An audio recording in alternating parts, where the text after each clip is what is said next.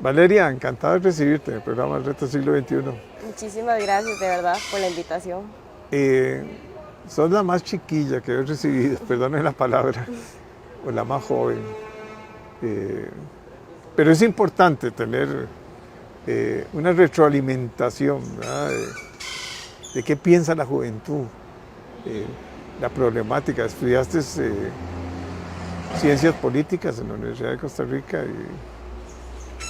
y has estado en programas sociales, ahora puntualmente en programas que tienen que ver con la salud.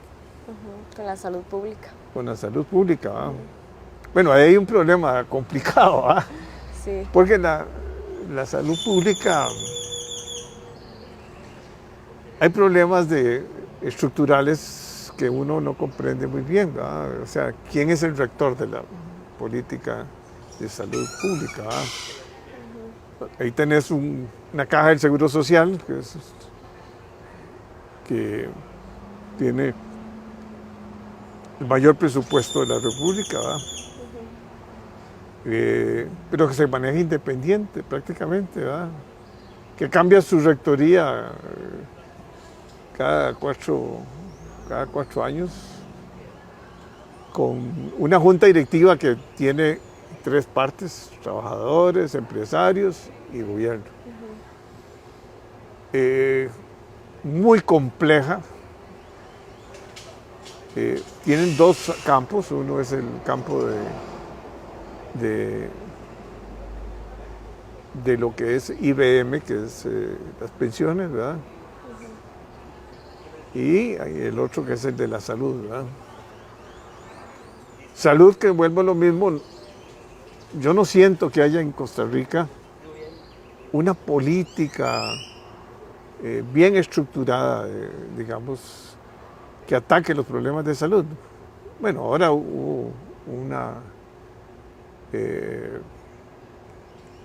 una posición muy interesante de la Caja y del Ministerio de Salud con todo lo que fue la pandemia, ¿verdad?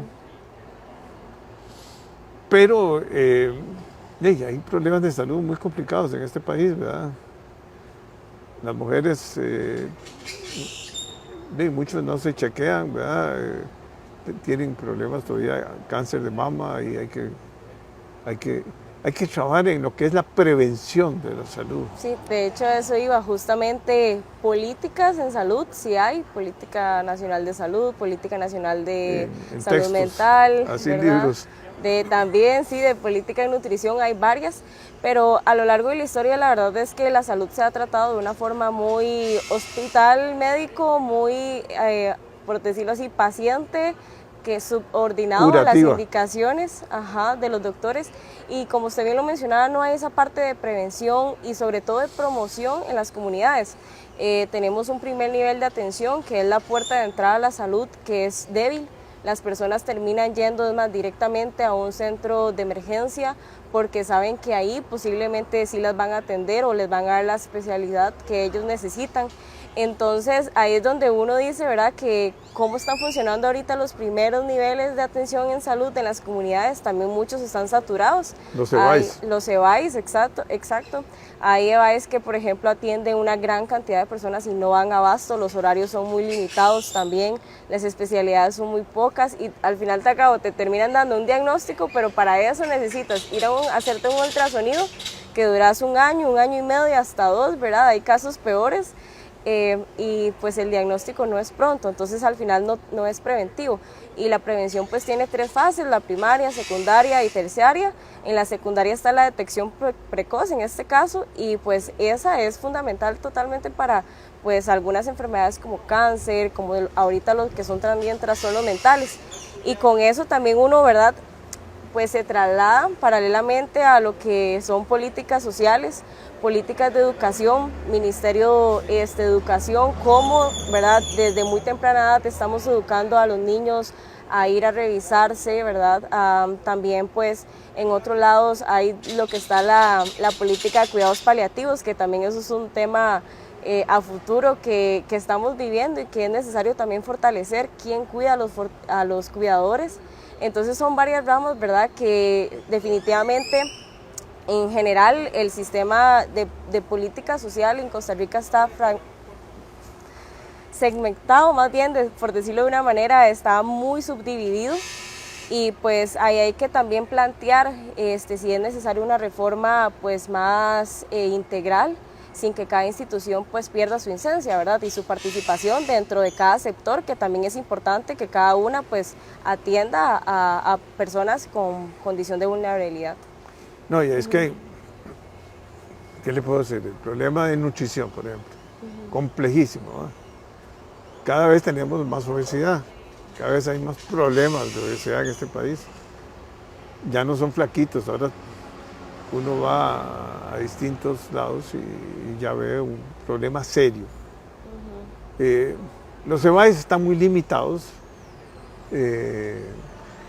Yo soy partidario de que las cooperativas asuman esa función. Eso no es privatización, eso es atender a los asegurados con otro modelo, con un modelo más integral también. Podrían tener ciertas labores, como puede ser los problemas que tiene uno dentales, por ejemplo. Y que no, en el seguro no lo van a...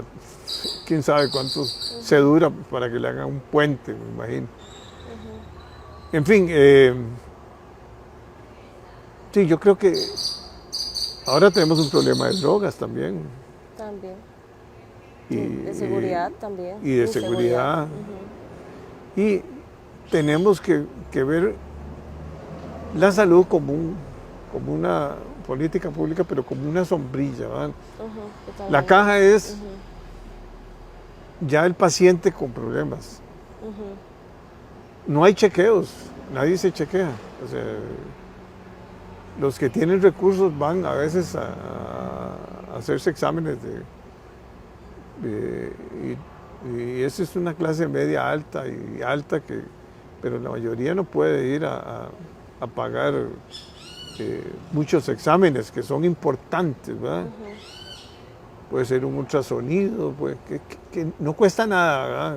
En términos financieros, ¿verdad? Porque realmente son equipos electrónicos y cada vez más económicos, ¿verdad? Y los costos que se ahorran también, ¿verdad? En detectar una enfermedad a tiempo versus atenderla como tal.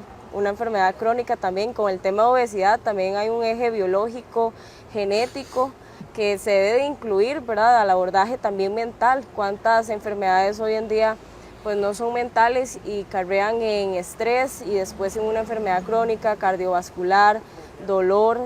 Entonces también es interesante pues plantear pues ese abordaje integral, no solo de la parte médica, sino también mental, inteligencia emocional para abordar ciertas situaciones y mejorar también la situación económica del país, porque muchas personas actualmente pues tienen mucho estrés, ¿verdad? Porque están sumidos en deudas también, porque tienen pues que pagar la renta, tienen que pagar útiles escolares y obviamente eso genera estrés y se traslada pues a una enfermedad. Entonces cuando se habla de salud definitivamente todos los actores deben de participar, por eso también se habla de una salud multidisciplinaria, integral, donde cada quien pues aporte desde su lado. Pero debe haber una sombrilla, una rectoría que por lo menos cada año haga una evaluación y que tome decisiones, ¿verdad? Porque la caja es independiente, la caja depende del Poder Ejecutivo en algunos y de una junta directiva, pero no tiene nada que ver con el Ministerio de Salud, casi que el Ministro de Salud está en otra cosa, ¿no? Sí, ahí sería importante también volver como a redefinir qué es salud, ¿verdad? Cómo estamos comprendiendo la salud, quiénes están tomando decisiones en salud, cómo se están abordando, porque la salud desde una definición de la OMC, por ejemplo, es pues un estado de bienestar social, físico, mental, pero es que ese estado estático con el que se ha venido pues significando la salud no es tan estático, al contrario, más bien es adaptativo. Entonces, pues el diagnóstico en este caso de cuáles son los determinantes sociales de la salud respecto a qué es lo que la población está necesitando. Pero bueno, para eso volvemos a otro tema más atrás, que es la importancia de los datos, la importancia de la carga de equidad de las enfermedades, y pues en eso el Ministerio de Salud pues debe ahí ejercer su rectoría, ¿verdad? Implementando pues tecnologías, implementando la recolección de datos para tomar decisiones. Y a más partir... ahora tan fácil que es eso. O sea, es Pero que cuesta. antes era que Sí. una encuesta, pero ya no hay. O sea, perdóneme, pero yo no veo aquel programa en que iban barrio por barrio y hacían un análisis de cuáles eran los problemas de cada una de las familias. Ya no existe eso. Y ahora con tanta herramienta tecnológica, pero también burocrática, También. si comenzás a hacer eso y ahí hacen una burocracia y no llega nunca a los resultados que se quiere, ¿verdad? Pero también está el problema en educación, ¿verdad? Hay que enseñarle a los muchachos que, primero también es importante el deporte, ¿verdad? Que eso ayuda mucho, ¿verdad? Y también los cuidados de salud que tienen que tener y las alarmas. Y a los padres de familia, mire, es que si su muchacho tiene tal síntoma, puede ser que no sea necesario ir a un EVAIS o a una clínica, puede ser que ir a donde un farmacéutico. Aquí los farmacéuticos son casi como los médicos del barrio. Sí, de muchas personas, sí, definitivamente. Y eso tampoco es la responsabilidad de ellos. Ellos pueden dar algunas guías, pero no necesariamente son... No, totalmente. De hecho que con la educación, digamos, de la niñez, yo trabajo o abordo en mi investigación ahorita de tesis lo que son los trastornos de la conducta alimentaria, y qué importancia también es desde muy pequeños a las personas, a los jóvenes, pues aprender a que vivimos ahorita en un mundo sumergido de redes sociales, de apariencias, de muchas comparaciones también, ¿verdad? Entonces esa inteligencia y esa explicación, ¿verdad? De que pues el mundo que tal vez estamos presenciando no es 100% real, y que detrás de todo esto hay una industria empresarial, farmacéutica, que nos está pues vendiendo para que consumamos un tipo de estilo de vida, para que y hasta cierto punto, ¿verdad? Ya ahora hasta el deporte se vive como algo también consumista, coma proteína, sea musculoso, véase así, y se ve como la salud, o se trata de vender la salud como algo, como un precio, como un mercado, pero realmente se está dejando mucho de lado cómo yo me estoy sintiendo cuando hago ejercicio, qué ejercicio a mí me gusta hacer, ¿verdad? Entonces, pues ¿Y cuál es el que hay que hacer? ¿Cuál es el que hay que hacer? ¿Cuál es el que me beneficia? ¿Cuál que te beneficia? De acuerdo también a la economía, de acuerdo pues al tiempo que usted tiene, porque no es lo mismo el tiempo que tiene una persona que trabaja en una oficina a un estudiante, por ejemplo. Y pues promover pues sí, el deporte. Yo soy full fanática, de hecho, del deporte. Participé casi que toda mi juventud en ajedrez.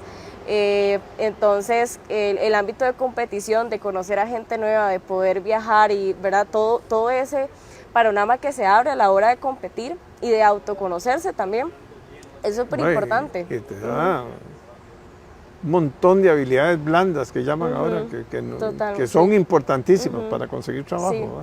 Sí. Hace poquito veía un video sobre qué pasara si en las escuelas se implementara por la educación financiera, por ejemplo, cómo sacar una tarjeta, cómo pagar el IVA, ¿verdad? Y son esas habilidades que pues me pareció interesante el video, ¿verdad? De promover hasta cierto punto pues en las escuelas esa educación de habilidades necesarias para, pues porque no se nos enseñan. Cuando nosotros terminamos la carrera, lo primero que nos dicen es, bueno, ¿y a dónde va a trabajar? Y tal vez a nadie se le enseñó cómo hacer un currículum, cómo prepararse para una entrevista, por ejemplo. Entonces, esas son cosas necesarias que también abarcan, ¿verdad? Todo un aspecto sociocultural que pues podemos perfectamente implementarlo acá en Costa Rica. Y hay que trabajar muy de cerca, entonces, integralmente, ¿verdad? O sea, vuelvo a lo mismo, la salud es... es una sombrilla muy extensa, ¿va? Y además la salud, hay distintas evoluciones, ¿verdad? O sea, cada vez nos envejecemos más, cada vez las enfermedades son distintas, cada vez aparecen nuevas alarmas, pongámoslo así, como fue esta pandemia reciente, ¿verdad? Que yo no la había vivido. Bueno, antes se hablaba de otras, pero y más severas y más fuertes, pero bueno, aquí lo interesante es cómo hacer ese programa integral y cómo cambiar la mentalidad. Porque tienen los educadores que aprender también a enseñarle a los muchachos desde jovencitos de todo, un montón de hábitos, ¿verdad? Hábitos de consumo, hábitos de higiene, hábitos hasta para hacer ejercicios, en fin, hay tantas cosas que van muy ligados a la salud, ¿verdad? Y a la genética también, ¿verdad? A la genética, un factor muy importante. Sí. Sí, sí. Sí, a mí me gusta también incluir aquí lo que es también factores socioeconómicos, porque también muchas personas, y yo entiendo cuando alguien dice, es que no puedo hacer ejercicio, no tengo tiempo, estoy cansado, he trabajado muchísimas horas, ¿verdad? Entonces o pasé también en el camión. Pasé muchísimas horas, sí. 1 hora y media, casi 2 horas del día. Sí. Entonces, pues hay que, definitivamente es algo de concientización y de sensibilizar pues a los funcionarios, volver a esa vocación en el sector público, ¿verdad? Que donde emanan pues generalmente las políticas públicas, pues es volver a esa vocación de lo que es servir, de lo que es educarse primero a sí mismo para poder educar después pues a las otras poblaciones más jóvenes que vienen en camino, y también los jóvenes empezar también a tener un conocimiento crítico. Pero para tener un conocimiento crítico hay que aprender a escuchar también, ¿verdad? Que es algo que a veces uno como joven no le gusta, y siempre hay que escuchar las dos caras, cuestionarse, ¿verdad? Entonces, pues fortalecer e impulsar una educación también crítica, de esto es verdad lo que me están diciendo, no es verdad, ¿por qué no? Hacerse esas preguntas, ¿cómo puede funcionar? Y pues son habilidades que juntos después vamos a ir construyendo una sociedad mejor, una sociedad también más integral, donde todos podamos tener una comunicación, escucharnos, y eso es súper importante también, ¿verdad? Pero en el tema de salud y cómo construir pues una política integral, habría que subirse, como dicen, al balcón, ver qué hay, qué se está dando, qué se está cubriendo, porque también hay muchísimas cosas que se están cubriendo de forma positiva, se están abordando también muchísimas enfermedades. La pandemia vino también a redefinir, a poner alarma en cómo organizarse para atender no solo pues esta patología, sino muchísimas que podrían venir, ¿verdad? Entonces, hasta cierto punto hay que rescatar también que hay iniciativas que han venido pues abordando poco a poco positivamente, que habría que también ver cómo se podría organizar mejor pues la administración de los departamentos, si es considerable cerrar en algunas instituciones ciertos departamentos, o si no, si ampliar, no sé, ¿verdad? También habría que ahí analizar. Entonces son temas que no nos alcanzarían para toda esta conversación, pero que sí se deben de tocar, y más que todo eso, de abrir el diálogo para... Pero es que, vamos a ver, las instituciones en Costa Rica se abren y yo no sé, yo no conozco ninguna que haya cerrado, solo que haya quebrado. Y son 2 bancos estatales, nada más. Pero todas las demás, aunque no estén haciendo la labor para la cual en ese momento era importante, y ahí se quedaron, o sea, y crecieron como... La ventaja del sector público es que crece así, pero crece en burocracia. Entonces, no crece en la funcionalidad de la problemática que tenemos actual, ¿verdad? Entonces ahora hablan de que, bueno, tuvimos un ataque cibernético. ¿Qué medidas tomamos? Ahí contrataron algunas asesorías, pero, o sea, es una situación que nos dimos cuenta que éramos muy vulnerables y siguiendo siendo muy vulnerables. Y sin embargo, y las medidas a la tica son ahí, ya eso pasó, ya no volverá. Se olvida. No, no, sí, tenemos de memoria corta para esas cosas, ¿verdad? O a todo lo justificamos, ¿verdad? Nunca buscamos una solución permanente. Somos muy cortoplacistas, ¿verdad? Esa es la gran diferencia con otras culturas, sobre todo europeas, que visualizan, por ejemplo, el cambio demográfico que estamos teniendo, ¿no? Los problemas de las instituciones ahora, que uno ve el problema de la niñez, el problema del embarazo en gente joven, adolescente, ¿verdad? Ha disminuido, sí, pero todavía permanece. O el problema de la violencia, que es más serio, que ha venido creciendo, ¿verdad? El problema de las drogas. Hay poca educación para... O sea, ya la marihuana la vemos como natural, ya los... Perdóneme la palabra, los carajillos, como digo yo.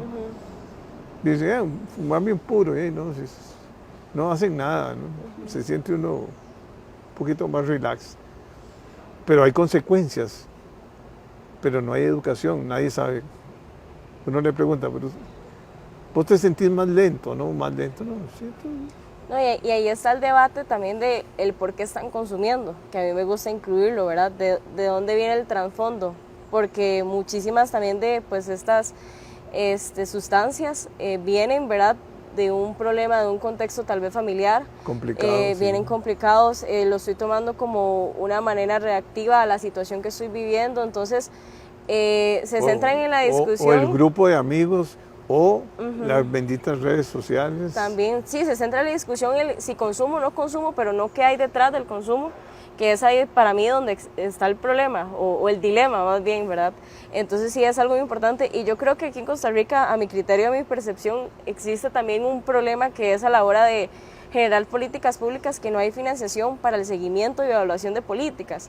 Entonces tenemos una gama de políticas públicas, muchísimas. Un montón de textos, ¿verdad? De muchísimo texto, de muchísimos ejes, que nadie se evalúa al final. Nadie se evalúa el cumplimiento, ni siquiera lo sabemos porque ni siquiera se ejecutaron. Ejecutaron, sí, por ejemplo, o pues todavía no hay ¿verdad? Entonces, pues eso también es importante, el costo y la efectividad que están teniendo las políticas públicas, y en la academia siempre se plantea si es necesario resolver los problemas también con políticas públicas, porque también eso es una inversión, contratar a consultores, el tiempo, o sea, al final de cabo son recursos humanos que se están gastando, dinero que se está gastando en este caso. Sí nos llenamos de libros de texto. sí, y diagnósticos. Y diagnósticos, muchos diagnósticos. Y ahí no pasa. Y ahí sí. O sea, eso lo ve uno, sobre todo en el campo educativo también, o sea, y no resolvemos los problemas que tenemos en educativos, ¿verdad? O cambiamos continuamente, o sea, yo creo mucho en esto de planificar a mediano y a largo plazo, ¿verdad? Porque ya eso lo ha demostrado todos los países del mundo, o sea, que con planificación y teniendo una guía, podemos llegar a tomar decisiones. Y lógicamente con la flexibilidad que se requiere y la innovación y la tecnología, es que todo cambió. Todo cambió. Ya no es lo mismo educar en este tiempo que educar hace, no sé, 30, 40 años, o sea, ya están las pizarras, yo creo que, y la tiza. Ya no existen. Ya no existen, bueno. Sí, pero sí. tampoco hay, vamos a ver, tampoco hay, bueno, que las pongan de vinil no importa, que las pongan de un material ahí especial. Pero ustedes que son la nueva generación que viene para arriba, y por eso la invité y la felicito porque es interesante, una politóloga investigando y hablando un poquito de economía también y además has estado ya en en la parte pública y eso te da una visión distinta, ¿verdad? Y ojalá que no perdas el impulso, ¿verdad? Porque ustedes dependen de la Costa Rica del futuro, ¿verdad? Ya nosotros somos los que decimos, bueno, tenemos una visión muy interesante porque tenemos un background muy grande también. Pero ustedes son los que al final vienen impulsando digamos, el carro. A mí me gusta pensar que no solo somos la generación, ¿verdad?, que se va a quedar en el futuro, sino también que somos la que ahorita está en el presente. Y es súper importante también tener un protagonismo y un activismo en la participación política, social, ciudadana, porque al final de cabo la sociedad también se sostiene de nosotros. En su momento, en la era premoderna, el que hablaba era, bueno, la forma de comunicarse era el que hablaba, después vino la imprenta, y hoy están, y lo que hemos venido hablando, las redes sociales. ¿Y quién maneja las redes sociales? Nosotros. Nosotros somos el que tiene la voz. Y pues, ¿qué pasa con Facebook ahora que los jóvenes pues casi no la están utilizando? Se muere. Entonces, nos trasladamos a TikTok, que es ahora la plataforma. Entonces, en nosotros sí hay una voz que obviamente gente también la quiere escuchar, como de una forma, yo siempre analizo, de una forma para también vendernos un mundo, un consumo, pero también debemos de agarrar eso de forma positiva. Para poder nosotros hablar, para informarnos, difuminar también la información y también cuestionar, ¿por qué no? Entonces, pues tenemos que ser una generación activa, una generación protagonista, y más ahora con las redes sociales, pues que tiene sus problemas con toda esta globalización y hay, ¿verdad?, tesis y cuestionamientos sobre que ahora es muy difícil más bien encontrar un criterio porque hay tantos, pero bueno, eso hasta cierto punto es una ventaja. Podemos expresarnos. Sí, y saber distinguir qué es la verdad y qué no es la verdad. Que eso es importante. Y para eso también se requiere investigación y análisis. Porque uno vive, ustedes, y uno también ya vive pegado al teléfono, a las redes sociales, de qué pasó. Pero ya ni redacta uno, porque ahí todo es por mensaje y todo. Cambió mucho el mundo, pero vuelvo a lo mismo, ustedes tienen un gran reto. Y voy a traer a más jóvenes aquí también a escucharla como usted. Y ojalá que... Y hay que participar en la parte política también. No hay que decir, no, esa política es solo corrupción y que ahí no se forma a nadie. No, la política tiene que ser parte de la educación, parte de nuestra democracia, de nuestro equilibrio y de nuestro futuro. Antes los partidos políticos eran muy participativos y tenían muchos seminarios y muchos congresos y eran muy dinámicos. Ahora uno le habla a la juventud y dice, no me interesa. Es más, a veces ni voy a votar. Y eso no puede ser. O sea, la responsabilidad es de ustedes. Ustedes son la mayoría. Y son la generación presente y futura. Y lo que hagan ahora va a ser el futuro. Tendremos impacto, sí, definitivamente. Bueno, encantado de conocerte gracias. Y ojalá que tengas mucho éxito y ahí te invitaré a otro programa. Perfecto, gracias por el espacio también.